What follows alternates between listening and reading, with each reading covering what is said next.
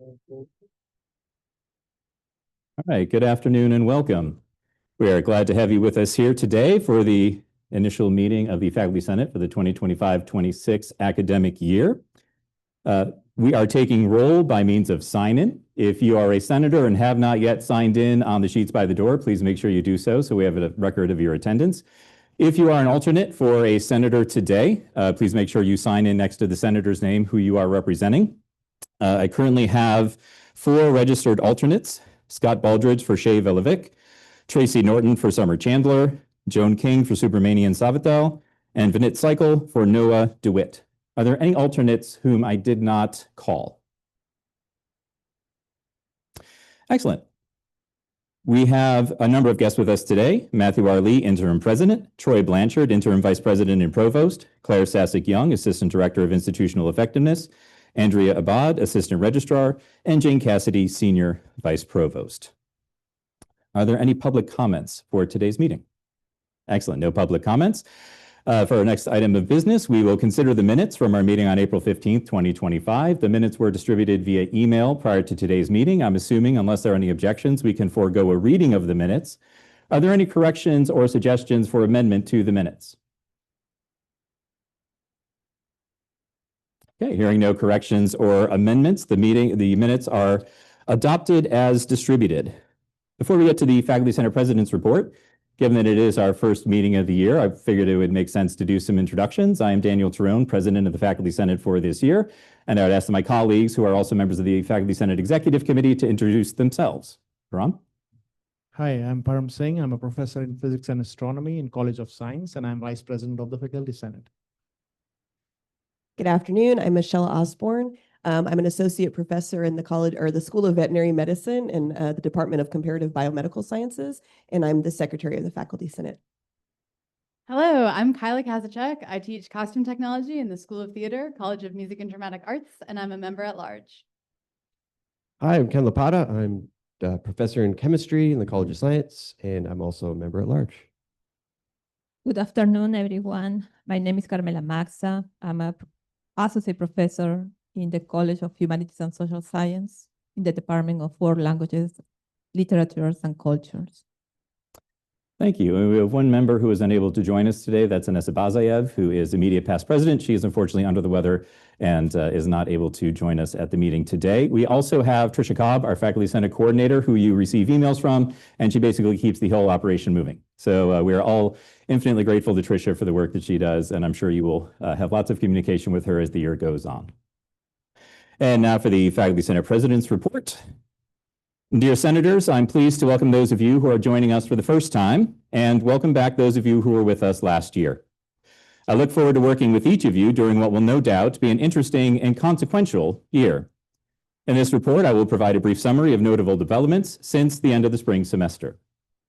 1. The future of LSU. This is clearly a time of profound uncertainty in the landscape of higher education. The United States has for decades led the world in scholarship and in innovation, buoyed in large part by tremendous public support for and investment in our colleges and universities. However, maintaining this position requires an ongoing commitment to the policies and conditions which fostered its emergence. And poor choices or retrenchment in public support can lead to decline from which the institutions may never fully recover. The question we face at this moment is which path lies before us. Answering this question requires us to consider 3 factors which have contributed to the ascension of American academia: its purpose, policies, and people. Purpose. While recently there has been increased focus on the economic value of a college degree, the benefits of higher education encompass more than lifetime earnings. Princeton describes a liberal arts education as one which, quote, challenges you to consider not only how to solve problems, but also trains you to ask which problems to solve and why, preparing you for positions of leadership and a life of service to the nation and all of humanity. These critical thinking skills are highly versatile. For example, they enable individuals to meaningfully participate in civic life while also holding value in the workplace, particularly with the expanding reach of artificial intelligence. This is what we provide at LSU. And as we move forward, we must maintain our focus on addressing the full spectrum of our students' needs and the benefits of a comprehensive education. Policies. Education is also a critical element of democracy. As analysts at Brookings note, quote, higher education plays a critical role in fostering intellectual humility, critical inquiry, and social responsibility, which are necessary for informed democracy actors. In many ways, democracy and higher education require the same type of policies to function and support one another. Political scientists Daniel Ziblatt and Stephen Levinsky argue that effective democracies require two critical norms: institutional forbearance and mutual toleration. Institutional forbearance in the democratic arena means that politicians and political institutions refrain from taking actions which, while they may be legal, could be damaging to the democratic system. Mutual toleration is described as a situation wherein, quote, we may disagree with and even strongly dislike our rivals, but we nevertheless accept them as legitimate. The effective functioning of universities requires similar norms. Just as the ability to engage in democratic discourse requires the governments to refrain from punishing individuals for speech it does not like, supporting the principle of academic freedom means that authorities, including those within the university, must practice institutional forbearance and refrain from punishing faculty and students whose research or teaching they find objectionable. An example of the dire consequences that can result when this norm breaks down and the corrosive effects of power are applied to academics can be seen in the turmoil in U.S. higher education in the late 1940s and 50s. A way to solidify institutional forbearance is to formalize autonomy for higher education institutions, allowing them to self-govern. Indeed, recognition of the need to insulate institutions of higher education from outside control goes back centuries. For example, David Raban, a scholar of academic freedom and the First Amendment, writes that the 1819 Supreme Court case Trustees of Dartmouth College versus Woodward established that, quote, higher education serves the vital social function of diffusing knowledge, which is essential to the effective operation of American society, and that external interference can jeopardize the ability of universities to perform this central institutional function. While this is important in structuring the relationship between universities and external bodies, it is similarly important that shared governance exists between faculty and administration within the university, and both groups exercise similar restraint. Mutual toleration is a complement to institutional forbearance. Free inquiry within colleges and universities demands a mutual tolerance between competing perspectives, one in which disputes are settled through evidence and argumentation, and not the application of institutional power to silence your ideological opponents and stifle debate. Maintenance of both these norms and the policies and practices which sustain them are critical in allowing us to pursue our institutional mission. They must be constantly monitored and defended when necessary. And people. Another critical element in the success of American higher education has been its people, particularly the incredible talent it has attracted from both home and abroad. In many ways, we have embodied Reagan's belief in an America where, quote, any person with the courage, with the desire to tear up their roots, to strive for freedom, to attempt and dare to live in a strange and foreign place, are welcome here. We developed the leading system of higher education by creating an environment which attracted the best researchers from around the world and supported them in their work. Moving away from these practices would only hurt us and our international standing. You can't be a global leader if you refuse to engage with the world.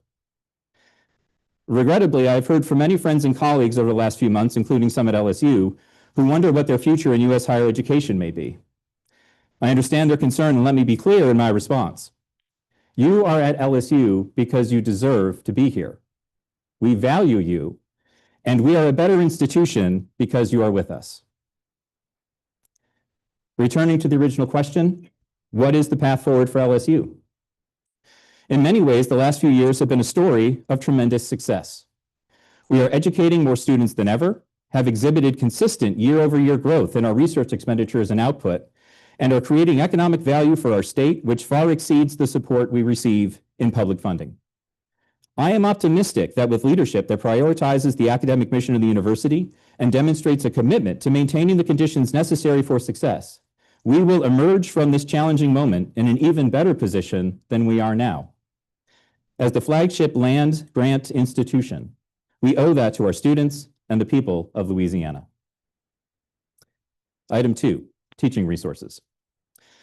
As you may recall from reports in the spring, the Faculty Senate was asked by the President's Office to undertake an effort to identify and disseminate pedagogical best practices across campus as part of the university-wide effort to increase student success.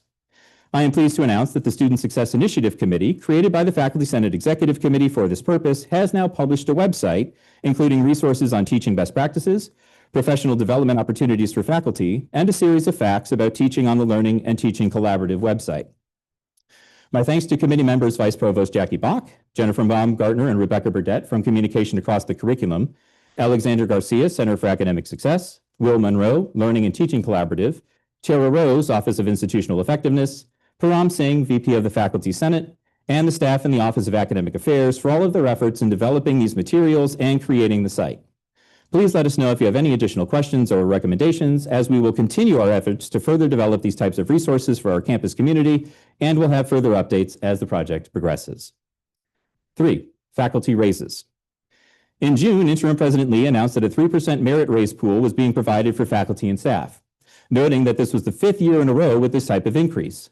It's worth noting that this pool was created using self-generated funds and not funds appropriated by the legislature, and as such reflects a strong commitment on the part of the administration to prioritize the faculty and staff, and a willingness to make hard decisions about other areas of the budget.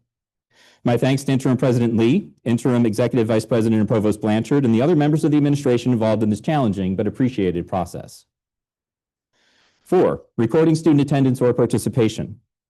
Faculty who are teaching this semester should have received an email from the Office of Academic Affairs on Monday, August 18th, discussing internal and federal requirements to verify student attendance or participation in courses. This must be done once for each student enrolled in your courses, with the final report to be submitted via the Teaching Dashboard application in Workday by Friday, September 12th for courses offered on the A&M campus. Courses offered through other campuses, including the Law Center and the Vet School, have other deadlines. Please refer to that message for these deadlines, additional information on acceptable forms of verification, and useful instructions on how to record this information in Workday. Presidential Search Committee. The search committee for the next LSU president had its first meeting last Tuesday, August 19th, and we have at least 4 more meetings planned on September 10th, October 1st, October 29th, and November 12th. If you have any recommendations for candidates that we should contact, please let me know directly or send an email to the search firm at lsupresidentialsearch@consultssa.com, and that is spelled out in the printed report, which will be made available online. And 6, starting the new year. With the beginning of a new academic year, there are some business items which will come up in the next few weeks. At our next meeting, we will hold elections for the 3rd member-at-large of the Executive Committee.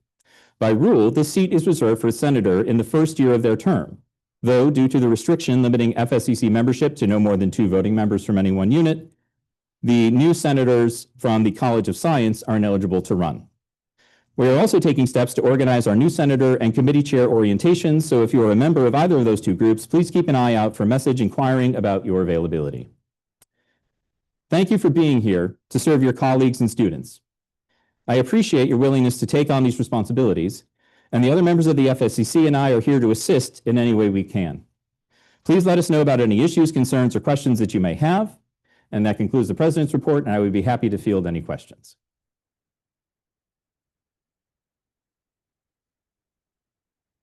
All right. Well, thank you very much. And without any further ado, we can get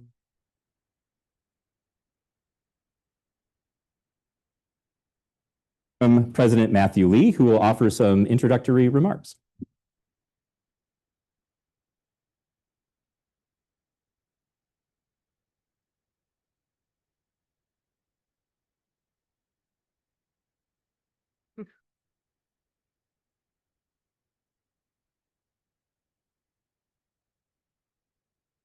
Good afternoon, everybody. Good to see you all. Thank you for coming together. I'm Matt Lee, Interim President of LSU. Good to see a good group in the audience. And I also noticed that we have a number of deans and administrators here. So I want to thank you all for joining as well. As an institution like ours, where we have a shared governance framework, it's important that everybody can come together in the same space to hear the same things and to make sure that we're all getting on the same page. It's been an exciting summer for me. I don't know about y'all.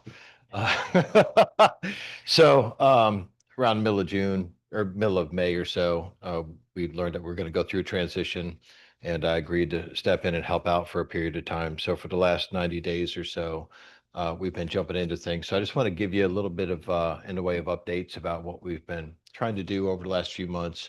And then I'll be happy to take questions And I don't know if I'll get more questions than my colleague here or not, but we'll see. Let me start out by thanking the faculty for what you all do and the faculty leadership. I appreciate you all. We've been engaged all the whole summer, and I appreciate that we have, prior to me being in this position, we had an open line of communication, and that continues. So I do want to thank you, Dan, and the rest of you all for that. So first of all, 5th year in a row of raises, that's good. That's just really intended to show you all our commitment to investing in people. You know, when people talk to me about like, what's it like being at the helm of the institution? How do you run a place like this? You know, we're big in scale and scope in terms of the statewide LSU enterprise. You know, as you know, it's a multi-billion-dollar institution. We have about 19,000 employees. We're typically serving about 65,000 students. We have a presence in every single parish in the state. We have world-class programming from top to bottom and side to side. But when it comes down to brass tacks, it's actually not terribly complicated. You have to invest in people and you have to maintain infrastructure. So even when we hit a period where the legislature wasn't able to give us net new money in order to provide raises, that's when you look at how you're utilizing your resources and rearrange some of the deck chairs a little bit so that you can invest in people. And we've done that. And I'm glad that we've been able to achieve that for 5 years in a row. And I'm cautiously optimistic that we will be able to continue to do that going forward. We're certainly going to try to continue. As well, over the course of the summer, we lifted the hiring freeze so we could get back on that cadence of making sure that we are filling positions that need to be filled, both faculty and professional staff positions. And right now, what we're doing is we're in a process. I'm working very closely with the Provost, who you'll hear from in a few minutes, of assessing how we can accelerate faculty hiring and continue to add net new numbers to our faculty. And I'll elaborate on that in a little bit in a few minutes. But just to assure you, in an organization like this, you have to invest in people. That's the bottom line, and we're committed to doing that. The students are back. I don't know if you noticed, and very excited about that. So I believe we're going to set our 8th year in a row of freshman enrollment record, about 8,100. Is that what we're looking at, Provost? Right about 8,100 freshmen coming in. So let's just like be really open and honest about this. That's a lot of students. The presence of that many students, you know, it makes classrooms more crowded. It makes the faculty role more difficult. I want to assure you that's not lost on me. I'm not blind to it. I mean, you're covering more students. There's a lot of work that's involved in that. But I also want to kind of share with you my perspective on it. Probably 2017 or so, something like that. I think we had 4,800 freshmen. Now we're up to over 8,000. Despite what people think, students don't decide where they're going to go to school based on the football team's record or based on the fact that we just won another national championship in baseball. They select where they're going to go to school, and students select, or families select where they're going to invest their money based on the perceived quality of the academic programming. So when we have this volume of students, we had 50,000 applications this year. A few years ago, I think we had like 17,000. All right. And what's going on is you've seen an extraordinary ascendance of the LSU brand, not only nationally, but globally. And that's because of the work that you're doing. They know that they have world-class faculty here that they can learn from. They know that there is first-rate and first-tier research going on and scholarly work that's going on, and they want to come here and be a part of that. So I don't want us to lose sight of the fact that when people show up at LSU in numbers like we're seeing, that's a vote of confidence in us. We're not paying them to come here, right? They're paying to come here and get a world-class education, and we're producing that. And so I'm delighted. I'm very excited about it. And as far as I'm concerned, they're showing up and they're showing out because of the caliber of faculty that they know that they're going to get to learn from. So it's really a testament to you all. If you haven't, been out and about milling around campus talking to students, I encourage you to do so. I've been milling around with them and taking questions and getting to know them. And their excitement and their energy and just the glint in their eyes. And they're like, I'm here at college. I'm here to get my education. They're talking about their future. They're thinking about what jobs they're going to get. They're thinking about what proficiencies they're going to learn here. I mean, these kids are pumped. They're completely psyched. And I don't know about you, most of you were probably great students. I wasn't a great student as an undergrad. So I probably wouldn't even get in this place if it was still the 18-year-old Matt Lee applying. But these kids are really, really good, and they're really excited and really enthusiastic to be here. And I know that we're going to deliver. So I'm really, really excited about that. And I anticipate that that's going to continue to occur. We're going to have to, the provost and I right now, we're talking about like what the enrollment management strategy is going to look like for the next few years. But like, just to be really honest, and if was anybody here when John Lombardi was president, anybody here around that era? Okay, you may remember that I remember he came to a faculty senate meeting one time. It may have been what at the time was Arts and Sciences Faculty Senate, but people were asking him about enrollment growth. And what he said at that time still obtains today, which is at big public research universities like ours, like you want students to be hanging from the rafters. You want to be exploding at the seams, because that's how you're going to continue to secure resources. It just really is. And it's actually even more true today. The legislature has actually been really good to the LSU system. This last year, they did not have the type of resources to be able to give us recurring net new funds. But the reality is they kept our funding flat, and then they pumped another, I think, $210 million into the system. Is that right, Tommy? About 210 million? Right. So I don't know about y'all, but anytime anybody gives me $210 million, I look at it like it's a vote of confidence. Right. So that means a lot. All right. So in a state like ours, where resources are tight and they're driving that kind of additional monies into the LSU system, and some of it's for capital outlay and infrastructure, and some of it's for some of our other programming, that's really a big deal. And that's a vote of confidence from the legislature. And it's because we're delivering on the mission of the institution.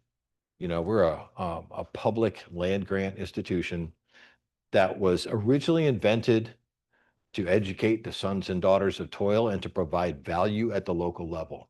And our core mission of educating people to drive economic growth in Louisiana, and to innovate in order to drive economic growth in Louisiana, and to provide people with the core reasoning and communication skills that they need to be good citizens and to drive the civic culture of Louisiana. That's what we do here, and we're doing a great job. They're recognizing it, and they are investing in us. So I'm appreciative of the work that they're doing on our behalf. And again, they're doing it because you guys are getting it done, and I appreciate it. So enrollments are strong. That's good. When you're the interim, by the way, literally every president in the United States is interim president. So interim simply refers to the time frame. The role is you have to do the job. So I've approached it like that, and that's been my agreement with the board leadership. So just so you know, we're not sitting on our hands and not doing anything. We're continuing to kind of evaluate our organization and design and figure out what is going to be best for the institution going forward to ensure that we can deliver on mission. So just a few things. Our good colleague, Kina Arbuthnot, who was serving as a dual role of, I think it was Vice Provost and Dean for the graduate school and Vice President for Data and Strategic Analytics. She's moved on to another opportunity. So the Provost and I are working on that, but we're breaking those roles up. And he's going to be working on backfilling the graduate school position. And we've been talking philosophically, and we're going to continue to talk philosophically about it. But my own predilection is that much of the action when it comes to graduate education and the management of the graduate student experience should be at the local level, the departmental college level. And so we're going to, kind of work through that design, make sure that those who really own graduate education have as much power and authority over that experience as they can have. And then we are going to maintain the data and strategic analytics function, because at an organization of this scale, we literally measure everything. And we have to have ways to organize that and analyze it to ensure that we understand where we stand relative to our counterparts in other parts of the country and globally for rankings purposes and so forth. So that's that. As well, recently, the President for Enrollment Management, Danny Barrow, moved on to another opportunity. And so I had already taken the opportunity to revise the reporting line for that unit. It was reporting directly to the president. I put it where I believe it belongs, which is under academic affairs. I believe in a strong provost model, just so you know. So it's under academic affairs. So that unit is reporting now to Provost Blanchard. And I think he's doing some of his own work to reorganize some of that function. It was kind of an amalgamation of recruitment and student success. And I think he's using his experiences and expertise as a dean to kind of re-envision what that's going to look like. And if you want, you can talk about that when you get up here. So that is going on as well in terms of reorganizing. And then we have a variety of other reorganizing things go on, some of which you'll experience a little bit or, more or less of, including IT, communications, and some other things. And again, we're basically making sure that we are arranging the organizational resources in a way that make best use of our money, make best use of our time, make best use of current technologies, and ensure that we are basically trying to get as many of the roadblocks out of the way for y'all so you can do your job as seamlessly as possible. Let's talk a little bit about research. Since we're a research institution, that's one of the main things we're measured and held accountable to. So how much do you guys know about the Huron report? Has anybody heard about this? All right, couple hands here and there. All right, so let me just give you a quick primer on this. The prior president impaneled or secured a group to do basically an external study of research activity and capacity, not just for the flagship campus, but for the 5 research components of the LSU system. So that includes A&M, the Ag Center, Pennington Biomedical Research Center, Health Sciences Center, New Orleans, and Health Sciences Center, Shreveport. All right. When you see the figure of we did $540 million in research activity last year, that reflects the aggregation of those 5 units. All right. So what he did was he impaneled an external review group, Huron and Urban Advisors. I think it was actually 2 groups. And they came together and they walked the leadership team through about a 6 or 8 month process, which we were evaluating, again, our research capacity and kind of what the path forward would be. So they gave us a set of ideas where basically, I'm telling you all this because we kind of pulled that report off the shelf. We're dusting it off. And again, it actually all comes back to 2 main things. You got to have talent and you have to have infrastructure. That's really what it comes down to. And it gives us a roadmap to how to achieve that. So we're looking at that. And there's a whole laundry list of recommendations there, some of which are like low-hanging fruit and eminently achievable. And we're going to grab onto those and do those right away. There are others which are like beyond a moonshot.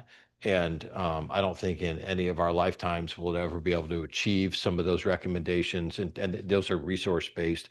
So I think we're going to kind of let those slide, but we're starting to reevaluate that and pull in the useful parts of that and get activated on that. So all that to say, we're going to continue to do what we can to provide the faculty with the resources that they need to conduct their scholarly work and elevate the institution overall. And you're going to be hearing more from about that in the coming months. And that may involve some things like reorganizing some of our research units that are interdisciplinary in nature and so forth.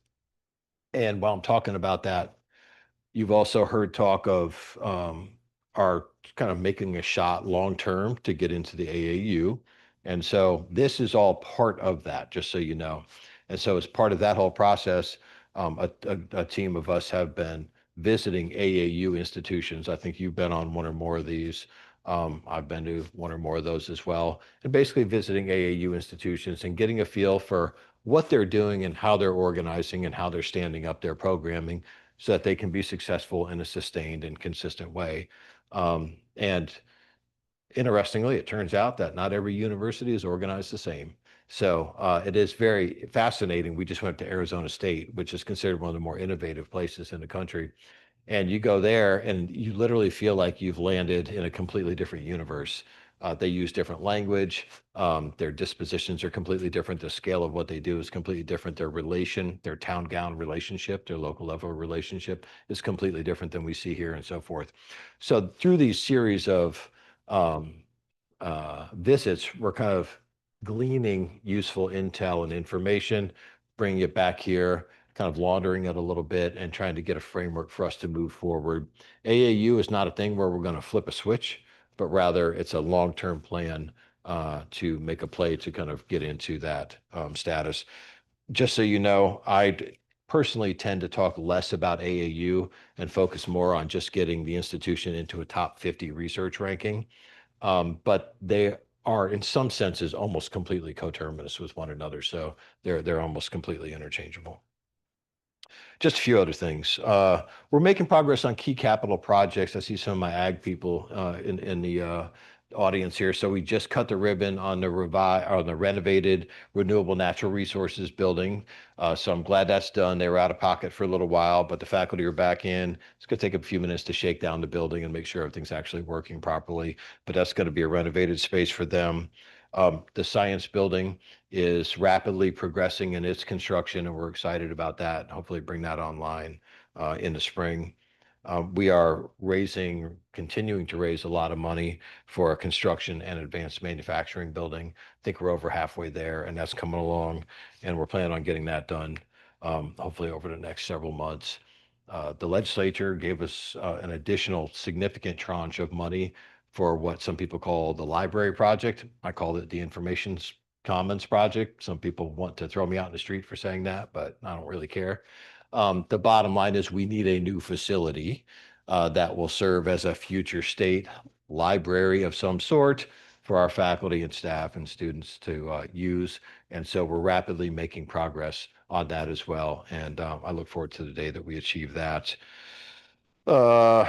Some of the roads have been upgraded around here, not the one by my building, but some of the other ones have. And so that's good. Power plant has gone significant upgrades over the last year or two. And hopefully you're starting to notice that in your buildings. And we're going to continue to work on those investments as well. And then there's been some other renovations. But my point is sort of that's the other piece of the puzzle is when you have a campus like this with this many buildings, infrastructure is just a constant uphill battle, but we're tuned into it. And we're constantly hammering away at our legislative friends saying we need money. We are continuing to raise private money where we can to support infrastructural development. And then on some of these visits, like the one we just went to Arizona State, that guy's basically a real estate magnate. And so we're learning, I learned a lot from him about how he's using their real estate assets as a way to generate income that they can then use to support other parts of the institution. So we're going to be leaning into that a little bit and hopefully taking some lessons from there and figure out some of that. A few other things, but I've been talking for a little while and I'm sure you're tired of hearing me talk. So appreciate all you're doing. From my vantage point, like LSU right now is on really, really good footing. I think we have really good posture right now. We have a ton of students. We have a lot of research activity going on. There's a little bit of noise going on at the federal level with what's going to happen with indirect rates and are they reeling some of the grants in and this kind of thing. And we have taken a few hits here and there, but like just being really honest with you, we're a world-class research institution. When the going gets tough, you don't just walk away and say, you know what, we're not going to do research anymore. I mean, we're just doubling down, continuing to make sure that we give the faculty the tools that they need to pursue their aspirations and to continue to drive innovation that benefits Louisiana and beyond. And that's what we're here for. And legislatively, I know most of you don't deal with the legislature. I do all the time. Our message to the legislature is we are here driving value at the local level. We are supplying local value at the local level. We're graduating people that are going to go back to their hometowns and work and become leaders at their local community level. And when we can point to examples of that, they look at it like we are a good investment on their part. So a lot of great things going on. Happy to take whatever questions about these or any other matters you guys might like to talk about. Presently, if we can just wait for the microphone, and when you get the microphone, please identify yourself just for the recording. I'm Joan King, College of Ag. I'm an alternate today for Dr. Satterville. I was wondering if you were going to be sharing your own report with the faculty, and has there been anything implemented thus far that affects faculty directly from that report or the AAU? Right. So let me check the report. I think it's marked as confidential. I think it was commissioned as a confidential report. Nothing terribly, there's not like secrets about where we have aliens on campus or anything in there, something like that. But let me check it. I think what we'll more likely do is deliver a report that says, here's kind of some suggested ways you could pull together resources to invest in the research program. And then the second part was, has anything been implemented that affects faculty?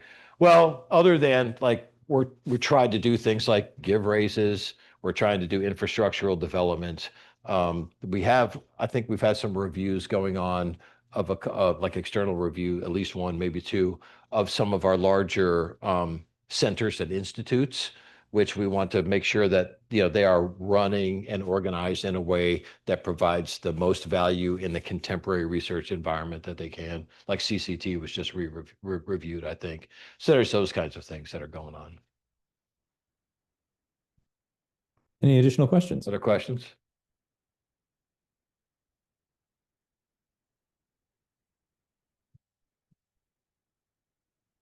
Hi, I'm John Snow, College of Science. And my question is, very briefly, what do you hear from the supervisors, from the Board of Supervisors about the idea of joining the AAU? I'm sure that there are some that are more supportive than others. It's going to be a substantial investment of resources that ultimately they're going to have to help the university obtain from the legislature. Yeah. So the supervisors, my conversations with all of them have been positive. They're supportive, I think, of that trajectory for the institution. Nobody really sees it because they're not our official government relations group. But during the legislative session and not during the legislative session, they're working very hard advocating for LSU. Some of them have interest in different parts of the university. Some are more interested in science, some are more interested in athletics, some are more interested in agriculture, for example. But to a person, they've all been advocating hard on our behalf. So none of them have said anything to me like, hey, trying to break into the AAU is a terrible idea. I think that they see it as a great aspiration for us. That's been my experience. Can we perhaps have time for one more question for the president, if there is another question? All right, if not, well, thank you very much, President Lee. And well, hold up. Nobody's going to ask about the arena? All right, we got a question about the arena. It's funny you ask. All right. So you've seen, much to do in the news about the proposed arena, and this is just an opportunity for me to set with you all, kind of level set my understanding of what the deal is. So, we have a world-class athletics program, and we've been winning all over the place there across sports. They've really done a good job in terms of the management of that. Like the academic side, the athletic side requires facilities. The PMAC is now a very old facility, I think 50 years old or more. And having to renovate that is going to be really, really, really expensive. So a proposed external partner popped up, and basically they're saying, we'll build this arena for you, $400 million investment. We'll let you use it for a series of events over the course of the year. When we're not using it, they would use it to drive revenue to pay off their investment in it. As part of it, the proposal is that the institution gets a small slice of revenue that we then reinvest in it to bring down the debt service as well. And that involves us, with an initial proposed 50-year lease on the of our property to that. So that's like the nuts and bolts of the arena project. Some people are losing their minds over this, and it just kind of is what it is. But I haven't heard any alternatives to who else is going to come up with $400 million to develop a new arena, which would be a multi-use facility, which is the plus of it.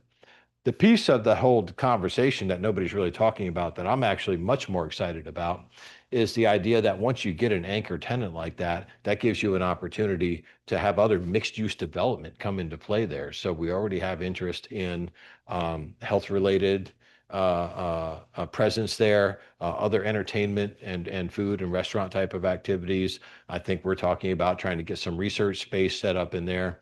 And from my vantage point, where every night of the week, I worry that I'm going to get a call at 2 o'clock in the morning saying that something happened to one of our students in an area where they're spending time, which really is not suitable for them to safely spend their time, then I would love the opportunity for us to have a mixed use place like that, which can be easily maintained and policed, and that would give our students and their friends and visitors and families a safe and nice place to go that is really proximate to campus. So that's my 2 cents on it. Yes, ma'am. We got parking problems. We do have parking problems, which is one of the growing pains that we have. That hasn't been discussed. The problem with garage, I will put it on the list, Casey. The problem with garages themselves is they're terribly expensive to build, but they are good investments in our case. And while we do have parking challenges at the moment, that is a byproduct of our being so successful with the enrollments. And then some of it also, particularly with the challenges with the student parking, has to do with, I guess, what you would call degrees of accessibility or degrees of convenience. And so we do have the park and go option where students can park a little bit farther out. It's much, much cheaper, and they can hop on a shuttle and come in. Everybody wants to park right outside of their building. So I'm aware and, not super enthusiastic about our parking challenges, and we will continue to deal with it. I think we just added 500 spots right across the street here to ease some of that congestion, while we're adding a new dormitory up on the other end of the street because we've had so much success enrolling students, and we do want them living on campus, especially at the front end of their experience. Well, thank you, President Lee. We Okay. appreciate you being here and answering our questions. And while we are inviting Executive Vice President and Provost Troy Blanchard to the stage, I will let you know that Parking has actually agreed that they will come make a presentation at the Faculty Senate, probably in our September or October meeting. So please make sure you survey your colleagues, get all your great questions for parking, and they will be here to address that. And some of the plans for the near-term future about lots coming online, which lots are going to be closed for the library project or the information commons. So you can look forward to that in an upcoming meeting. Executive Vice President and Provost Blanchard, and also our thanks to the Provost for supporting our reception, which will occur immediately after the meeting. And so thank you for that and welcome. Thanks for having me. And it's great to see everybody. I have to tell you just quickly how I arrived at this place that I'm at right now. I'm a 3-time alum of LSU. So, this is home for me. This is where my heart is. Prior to getting here, I was the Dean of the College of Humanities and Social Sciences. So some of you may know me in that regard. And I got a phone call in mid-May to come serve as interim provost. And on my first day of work, as I was driving in, I received a phone call that we had an important meeting. And as it turned out, our president would be taking another job. And so I wasn't really sure how the day would end. The short of it, though, is that we did get a fantastic interim president in place. And I did get to stay at work for the remainder of the day and come back the next day. So that was very exciting. But it is a huge honor to be up here. It's an incredible honor to be here to serve you and to serve this campus. I want to thank you guys, the executive committee, so much. And thank you so much for everything that you do here as Faculty Senate, but also just everything that you do on campus to support our students. One of the most amazing things about being in academic affairs is you literally get to go around campus and meet folks that you may know and you may have talked to them at some point in time, but you didn't get to see the work they did, and you didn't get to learn about how their heart's in it, and you didn't get to see their passion. And getting to see that just reminds you every day on your way in that you are working at one of the most amazing places, I don't know, anywhere. I don't know, whatever the scope is on that. But it truly is, it's an amazing place to work. We have had, as President Lee pointed out, a fair amount of change. And President Lee alluded to a couple of positions I just want to talk about just really briefly. We have had a change at the graduate school, and we will have an interim in place very soon. So tomorrow, I believe we'll have an announcement on that. So that for those of you that had any questions about what's happening with the graduate school, I think we should have a resolution on that tomorrow, which will be fantastic. For our vice president for enrollment management, that's a search that's ongoing right now. And so we have a search firm that's engaged on that. Something I want to share on that position, I think that's very important to keep in mind. President Lee alluded to sort of just the value of recruiting students in a very absolute sense. That became so incredibly apparent over the spring that there were a number of enrollment management professionals across the country at very prestigious R1 universities that lost their jobs. And they were replaced very quickly because those institutions learned, wow, this enrollment thing, we're going to really need to pay attention to this. We need to really think about what we're doing on admissions. Lots of prestigious universities, they just simply didn't pay attention to it. We've been in a great spot that we have paid attention to it. We've been very successful in that area. But at the same time, you know, other universities right now, they're starting to come on board. And so this search is going to be really impactful. You're going to have opportunities to plug into this. We really need your support here because we're going to need to craft an enrollment strategy to move forward, as President Lee talked about, over the next several years.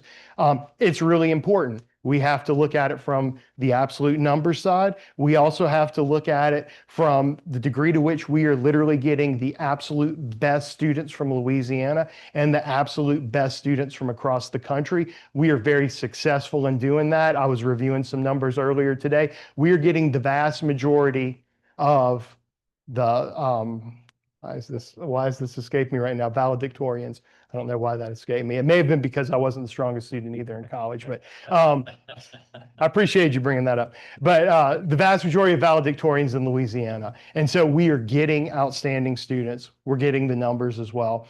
So lots of good things that are going on there. So it's an exciting time, lots of change. At the same time, though, there's some things that are very consistent and constant.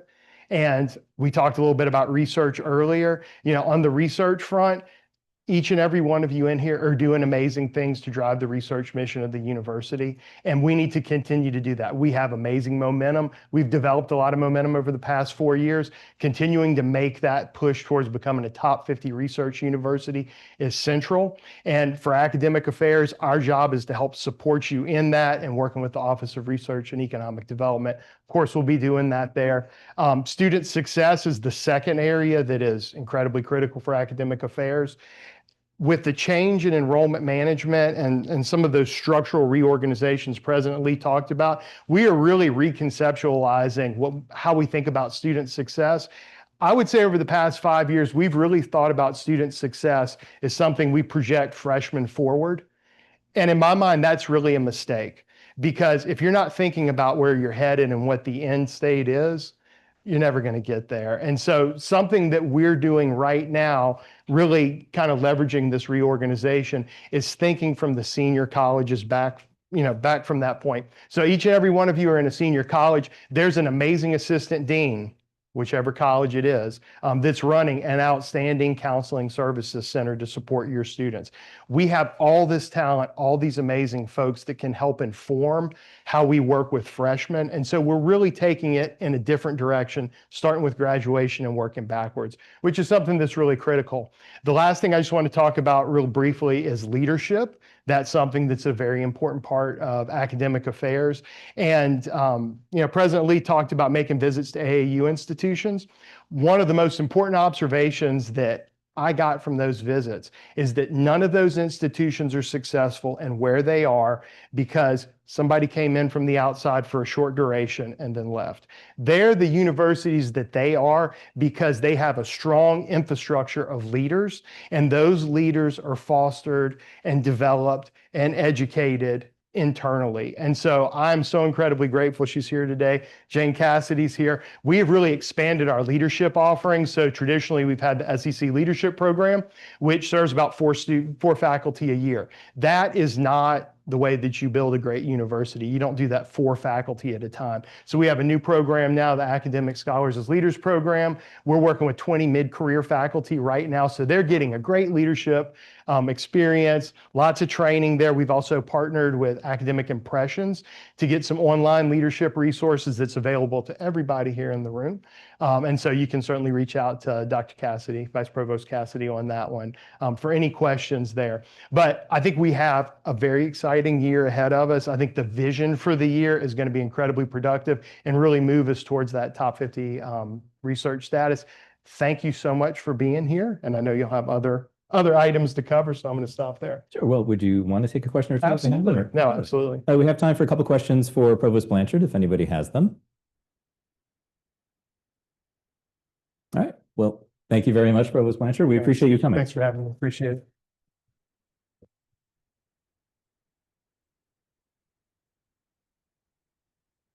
All right. My thanks to the President and Provost for joining us today, and they are always welcome back at any time you'd like to come. We do have a piece of business to get to, and this is an election for the Adjudication Committee. So Adjudication is one of the 3 elected committees of the Faculty Senate: Adjudication, Appeals, and Budget and Planning Committee. Adjudication currently has a number of cases that they've been working on throughout the summer, so we wanted to make sure that we could allow them to continue their work and get to the election in the first meeting. Just give you a little bit of information about what the Adjudication Committee does. They have an exhaustive list of charges, but basically if you feel you have been treated unfairly in LSU and a policy has been violated to lead to that, Adjudication is the committee to which you will submit a complaint. And they will then hear the complaint, they will go through a thorough investigatory process, and then potentially if they find that there has been cause and your complaint is substantiated, issue a report that goes to the Faculty Senate President, to the Provost, with some recommendations about the findings and how to remediate the violation. So I won't read this to you, it's a bit long, but just to show you that they have a large charge and they do outstanding work with it. We have 9 tenured faculty members on this committee. We try to elect 3 members per year. We do have a preference for tenured faculty members in order to give that faculty member some protection because they may be dealing with some sensitive material, so that way they can perform their role without any fear of retribution. Not that we've had that occur in the past, but it just seems wise to proceed in that manner.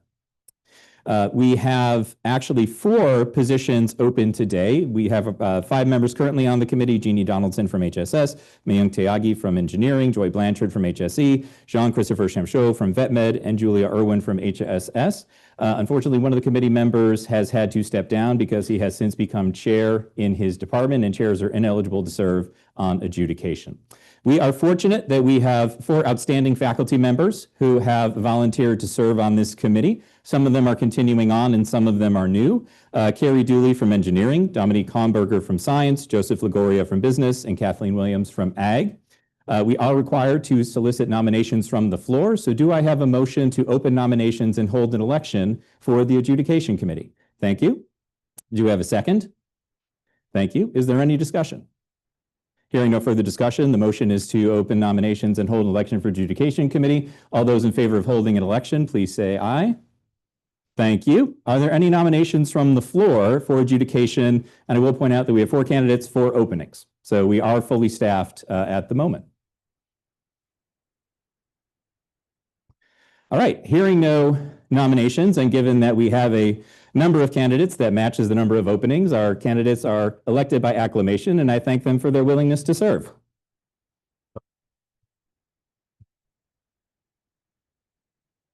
All right, and now we have the first of our 2 presentations to conclude the program. That is from Paperwork to Progress, Advancing with Modern Campus Curriculum. And with us, we have Claire Sassic Young, Assistant Director of Institutional Effectiveness.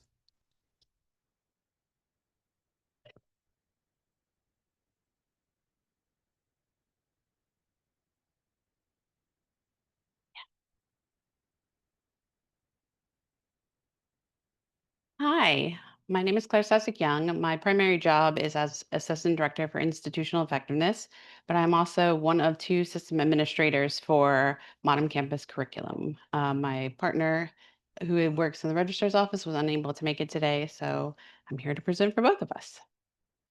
Modern Campus Curriculum is a software that is a companion product to the software that we use to develop and produce our catalog. So we're going to have seamless integration from the two. It's very exciting. This is going to hopefully be much easier than how we have prepared the catalog previously. It's going to save time. We use this software, the catalog software, for both the law catalog and the general catalog. The change really comes down to needing increased efficiency and transparency on campus. The paper process that we've been using for many, many years is just slow, cumbersome, and very easy to lose track of proposals. So by moving to this software, it's going to be easier to make sure that proposals are routing to the people that they should. It's also going to increase transparency for faculty. You'll be able to log into the system and see where your proposal is without having to send emails out, without having to try and hunt it down. All you have to do is log in and you can see where it is. What is staying the same? It still follows PS45 routing. We still are compliant with that. And also it's still faculty led. Faculty are the originators for all proposals, all course changes, all curriculum changes, everything in this system. What you can expect is it's pretty seamless to enter. You use your single sign-on, so your My LSU, to access the system. Any faculty member can access and originate in the system. Forms are modeled after the previous paper forms that we've used, so we're not asking anything new or crazy or anything like that. It should be very easy to use the system. And then you have the ability to track your proposals at any point in time. We have a website set up that has many resources available, including training guides, frequently asked questions. There is information on pre-submissions. Some of the things that we have seen in the Faculty Senate C&C Committee as being issues such as contact hours, we've provided helpful hints as well as tables to try and make it as simple as possible. We also have open labs that are available for sign up every Friday this fall. We have 2 sessions, a morning session and an evening session. There's a support email that is dedicated to the system. We have one-on-ones that can be scheduled. We'll do department trainings. Basically, if you need help, we are here to help you. What is happening next is going to be training at either college or department levels. We're leaving it up to the colleges and departments to decide what is best for them and their faculty. So if that's doing a one-on-one training, a train the trainer model, whatever is going to work best to help integrate the system is how we're going to do it. It is really important to note, though, that on December 1st, we're going to cease accepting proposals of any kind at the department level. And we're going to be doing this to meet the February 1st general catalog deadline. So this is for the general catalog only. The law catalog closure date is going to be determined at a later time, since it is a separate catalog that is developed and put together.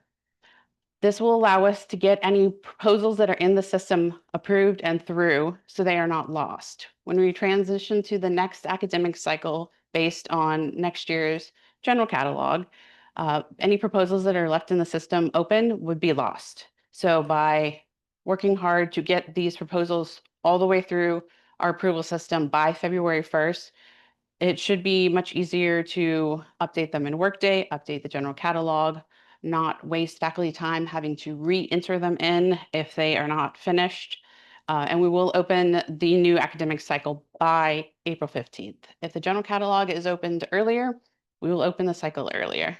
So information will be available on the website, and we'll probably be sending out newsletters and other information if we are able to open it earlier. The best way to start getting help is through the dedicated website that we have. This is where we have training guides. We also have frequently asked questions on the website that are linked out to a variety of different forms. So if you're creating a new program, the Board of Regents form is on there. The SAC faculty roster, assessment plans, anything that you would need. The syllabus template is also available as well. If you have any questions or want to schedule training, we do have a support email that is dedicated, that is checked constantly. So all you have to do is email and someone will get back to you immediately to answer your question. Does anyone have any questions that I can answer for you? Question in the back.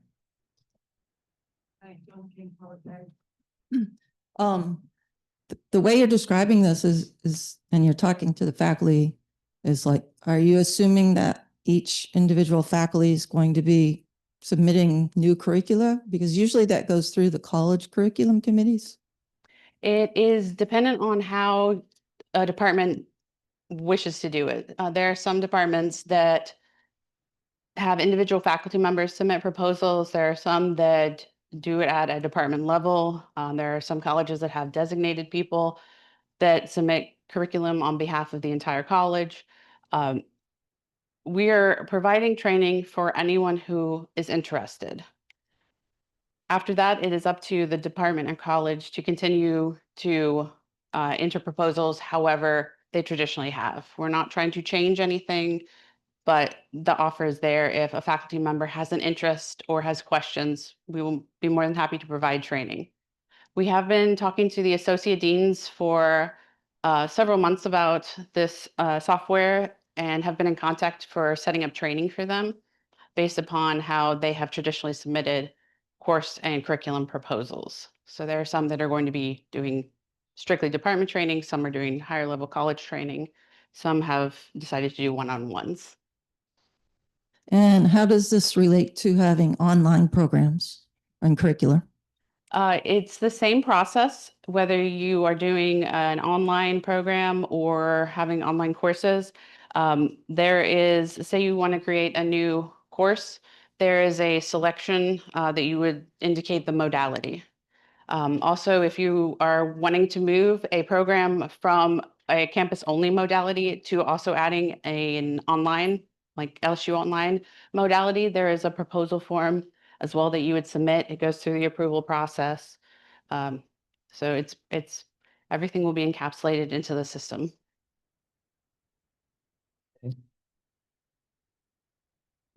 Hi, HSS. So when does this go? When does this go into effect? Are we still like currently using like the old paper forms? Which, by the way, those old paper forms are notoriously difficult to fill out. Poor Becky Care in HSS. Like literally every single proposal I've had to, go and meet with her and not waste her time. I had to use her time to make sure they were filled out properly because otherwise because they're just so inaccessible. So will it be more accessible to us? Like, will the forms make sense? And then also, when does this go into effect? We are doing a staggered implementation. So there is a schedule available on the website as well. It has already begun. We have our very first proposal in the system, thanks to the history department. We're very excited.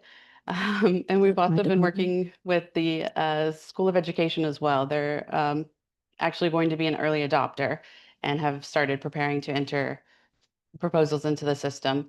We have tried to make it as seamless and straightforward as possible.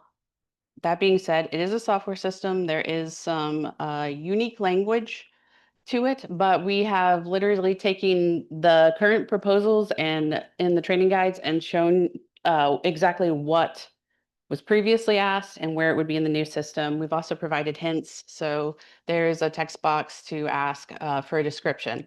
And in the training guide, it says, this is your catalog description. Please put that information here. So we've tried to make it as simple as possible and give essentially cheat sheets to make sure that it's quick and easy for faculty members. That's awesome. We love a cheat sheet. So you guys are doing staggered implementation. And then when is it going to be like everybody submits through the online? Is it like next year or?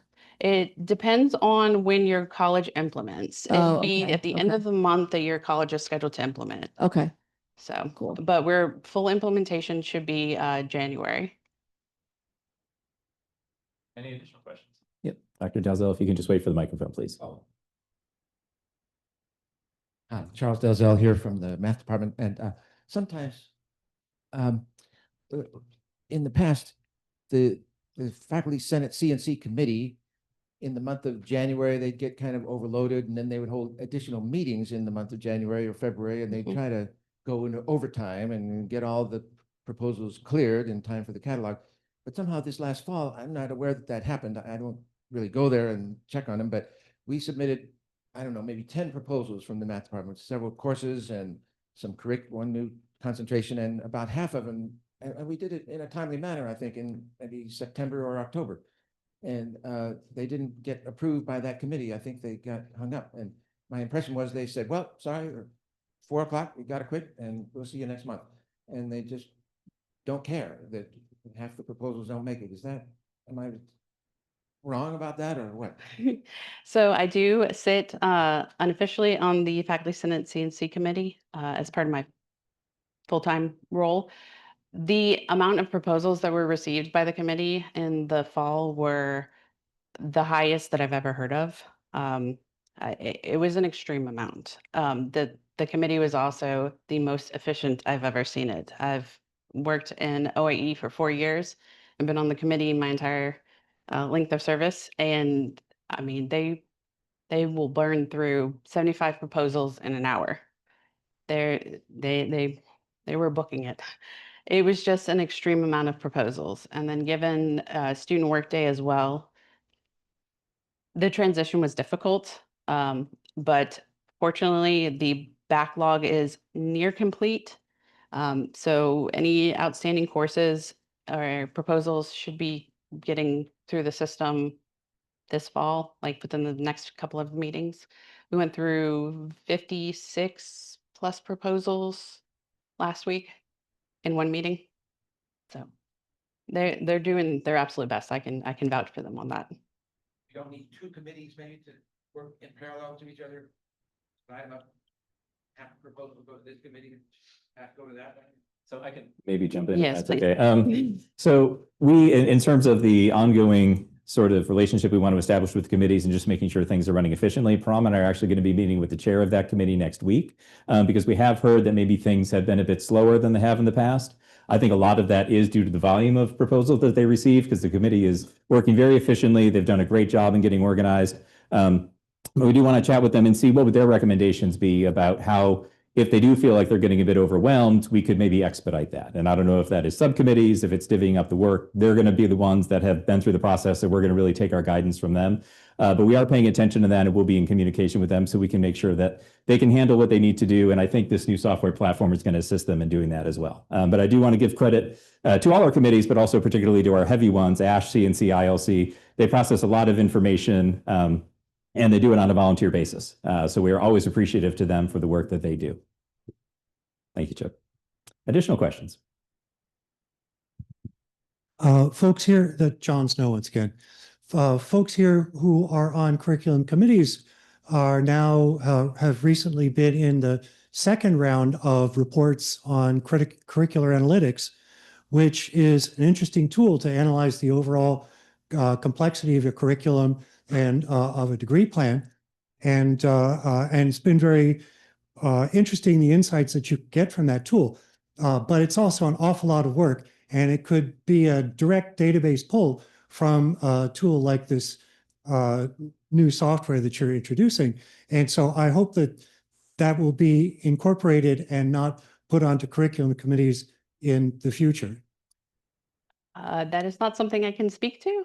So But that can be something we speak with academic affairs about to see if we would have that capability and if there's some way to get that data from the system. Because I think if we can do that and automate the process as much as we can, certainly we'd be in favor of doing it. So, all right, just in the interest of getting to the reception, I thank you for coming and sharing this information with us. Appreciate your time. And we do have one final presentation, and this will be on International Travel Registry by Senior Vice Provost Jane Cassidy.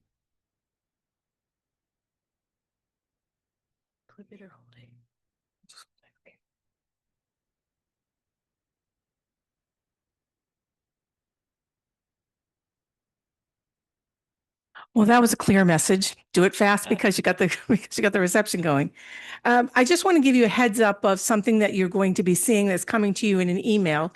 On October 1st, we are launching a registry for international travel. So anyone who's traveling internationally, whether it's to a high-risk area or not, we're going to have a registry that we're going to ask you to enter in some information just about your travel.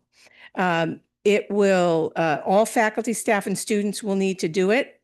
And this really came about from the safety of our community. It's an increasingly difficult world to travel in. And we're finding more and more people who are in areas of the world where things happen. And we have people over there, and we need to make sure that we can adequately help and protect the people who are there. So we don't have a mechanism right now to find out who's wherever people are when something happens. And let me give you an example. About 3 or 4 years ago, I don't know, maybe in 2 or 3 years ago, there was a bomb that exploded in a Paris subway. Some of you may remember that. And I got a phone call and somebody said, "Who's in Paris right now?" And I signed off on high risk travel, but Paris was not a high risk place. So I called somebody who I knew in the travel office and they said, "Well, here are the people who traveled on whatever the travel agency was at that time. But I don't know where the student abroad people are." And so anyway, it took us 8 phone calls to come up with the full list of people who were in Paris at that time. And by that time, it was 12 hours later. So we were trying to get information to parents who were calling because they couldn't reach their kids. They didn't know. Thank goodness everybody was safe. But that emphasizes the problem that we have because we travel in so many different ways. So we've worked for a year on this problem behind the scenes. I want to give a lot of credit to Julie Perkins, who works in Office of Research and Economic Development, Jesse Gray in our office, who's a policy person, and Meg Wesson, who is a Workday expert. And they have developed, I won't take credit for it, a very easy form that you will have access to know how to find that. It's coming in soon. And it's just basically who's traveling with you, if it's an LSU employee. And we're only concerned about LSU business and LSU employees. Where are you going and when will you be there, and who are your contact people, who are your emergency contact people here. It will be put into a registry that's just a spreadsheet, doesn't need any approval. If you don't go, it doesn't matter. So if on September 31st to September 30th, something happens, we can take that spreadsheet, we can look at who's where on September 30th, and we can start contacting people, and we'll have it right at our fingertips. The way that you will, if you are traveling on business, LSU business, and LSU is paying for it, you'll have to fill out the form, you'll get a ticket number, you'll need that to complete your spend authorization. But student abroad students don't go through that. Students on grants don't go through that. Sometimes faculty don't do their spend authorizations ahead of time. So we're trying to get all of this information prior to travel. If you are traveling into a high risk area, we will eventually be including high risk in this format. We aren't there yet with the software. So high risk travel is still going to be a pencil and paper thing, and we're just going to have to do that the way that we have. So you'll be receiving an email in September telling you about the October 1 rollout. If you are not traveling right now internationally and you don't have to worry about it, please save that in a file someplace so that you have access to it the next time you have to travel internationally.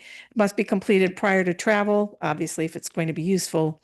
And it's going to have information about all of the information that honestly I didn't even know about repatriation and medical expenses that are all covered internationally by LSU if you have let us know that you're going. So should you get sick over there, something happen and you need to come back home at a different time, all of that's provided by LSU, but you have to be approved for your travel, which is the spend authorization. So anyway, any questions? Yes. Oh, sorry, if you could just wait for the microphone. Apologies.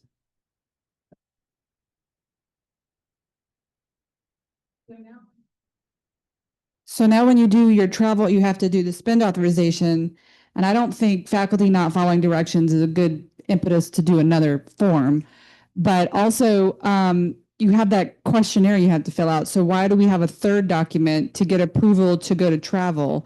And then my follow-up question is, who will have access to this? Excellent questions. The primary answer to that is that not everybody uses a spend authorization. And I'm not saying, the people fill it in late. That's really not what I'm saying. Students who travel abroad, who go through study abroad, they have a way of registering. But we have a lot of students who travel, graduate students, for example, who are going someplace and maybe even being paid off of a grant or being paid from a professor, who make their own arrangements because it's cheaper. When I was a faculty member, I used to make my own arrangements, not through the travel agency. But that's not allowed.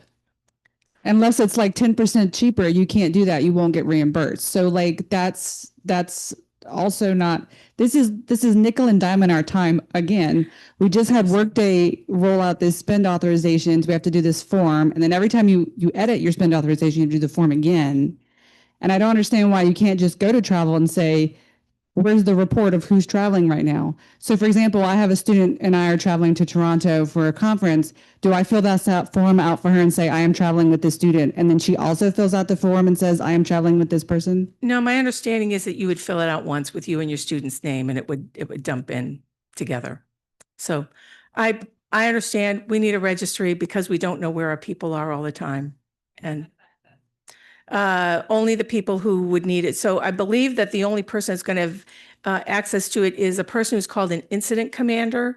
And we are hiring that person right now to oversee all of international programs, international travel, risk management with all of that. So I believe that is the only person that's going to have access to it. Any additional questions? Sort of just to Yes. follow up on that, I sort of echo, basically traveling is becoming a real monster to do at the university. It's not just this, it's getting money back, having to explain all sorts of little details. If you basically get a train ticket that didn't cost an amount and basically the conductor collects it, well, you don't have a record, we're not reimbursing you for that. But on this one with Workday, this sounds like something that could be put into Workday very simply. Where you're traveling, done. If you don't do it, you don't travel. End of story. And if you don't do it and you're traveling and you get somewhere, that's on you, not on the institute. Most of us, I think, do this. We're not different than students, but if it is entered in Workday, I don't think we should then have to do it again and again and again, and another form to fill out. We have a lot of things since I've gone to LSU, close to a quarter of a century ago. I cannot tell you about the administrative overhead that has just been piled on faculty. Like this, I understand it's federal, but this attendance in classes. You go into class, I vouch for the first class, I say probably half the faculty didn't do it because it's just not in our DNA quite yet. But we keep on getting this, something comes down, it's put on faculty. It's the activity reports or students in your classrooms or this or this. And at one point in time, it's just going to be like, I just can't do this all. I need an administrative assistant to tell me to do all these things. So this is just one of those things. Can we basically just try, we have Workday, we've learned that very steep learning curve. A lot of the faculty now use it a lot, just to have somewhere where, what country are you going to, what city in the country? And that then goes directly into here and talk to somebody to program that. Yeah, thank you for that. It is in Workday. It's attached to the spend authorization. You'll get to it through the spend authorization. So. Any additional questions? Oh. Yes, Carmel. I just want to clarify something that some of us are traveling and our tickets are paid not by LSU, but by the institution that invite us to present. So that's why sometimes we need that alternative format, which I think is a very good idea because at least the university knows where we are. Well, every time I travel, even if the university is not reimbursing me, is LSU going to claim responsibility for the University of Wisconsin paying you to travel? I very much doubt it. If she's traveling representing LSU, which is a faculty member, if you are doing your research or presenting or something, if you are on, that would be considered LSU business. We have a risk management policy here that, yes, covers all of that. Now in program, I got paid by so-and-so to go through this, like a second, it's a, with a conflict of interest kind of thing. So is it a conflict of responsibility? Like, that's where I'm confused, I guess. Right now, the only way, every time I travel and I don't get paid by LSU and don't get reimbursed by LSU, I still have to complete a spend authorization, even though I'm not going to. So that way, that reimbursement, that list allow the university to have control on who is traveling, where are they going. Sometimes the students come with us. So it's a very, yes. No, but that one is for them to understand because the spend authorization, you only complete if you want to request a reimbursement. Sometimes the only reimbursement you can request is your parking for the airport because the institution is paying for everything else, the institution that is inviting you. But still, yes. That's the practice in my department. The practice in my department is that we all complete the spend authorization to go. But the form allows the university to have a better track of where are you going. Yes. Yeah, but in the spend authorization, we don't have to provide information about exactly who is the guest, who is our host, because you are invited by a professor in some other institution. So that's, I think, the kind of information.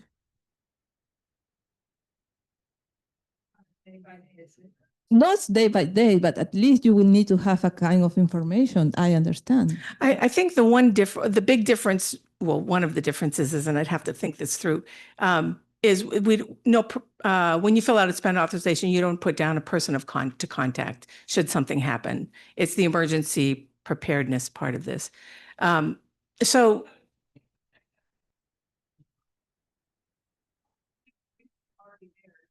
I know. This is just, I'm picking on you with this thing, but this is one of 800 things. I don't know if you noticed the Workday rollout for grades over the summer. That was fun because it didn't work half the time. So you have this, plus you have that. And the next thing will be, something with parking. And then it's just one of a million things that they're nickel and dime in our time. So that when the federal government comes up and says, for our facilities and administration, we need to cut, I'm like, well, I'm not getting my 50% worth of administration support, so I'm not going to fight that part of it. If I can just jump in real quick. Yeah. I certainly understand sort of the fatigue of having to go through administrative process that increases over time. There is the Administrative Process Improvement Committee. And so if you find that there's a process that isn't working or it's redundant or things like that, you can submit a ticket to APIC. And having been on APIC the last couple of years, we've actually been very successful, I think, in addressing some of these concerns, at least streamlining some of these processes. And so as these types of things do come up, I would recommend reaching out to them because their entire reason for existence is to address some of these concerns about how the institution is processing information, the demands we're placing on faculty to do their jobs, and how can we do a better job of expediting that. So I can provide the link. I think you just Google LSU APIC, it'll come up. But then I can also, if you want to reach out to me, be happy to give the information about submitting those types of tickets because that would be the perfect venue to address that type of concern.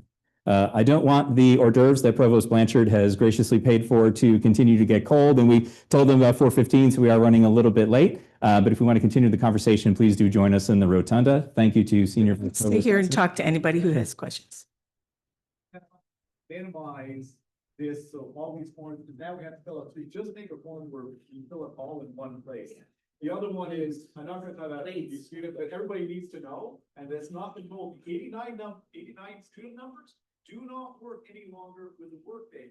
So our students actually have to do a third-party vendor software such as mastering.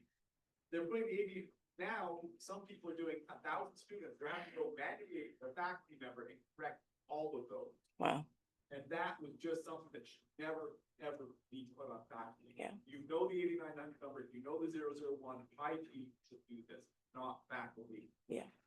So this is where some of this frustration, I think, is coming. Sure. And there's not been a thought about faculty before implementation. Sure.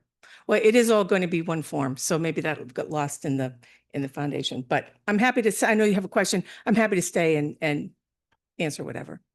Well, thank you, Senior Vice Provost Cassidy. Appreciate you coming and talking about this with us. That does bring us to the end of our agenda. Is there a motion to adjourn? Thank you. Is there a second? Thank you. All those in favor? I'm assuming no one is opposed, so we stand adjourned. Please do join us in the rotunda for the reception.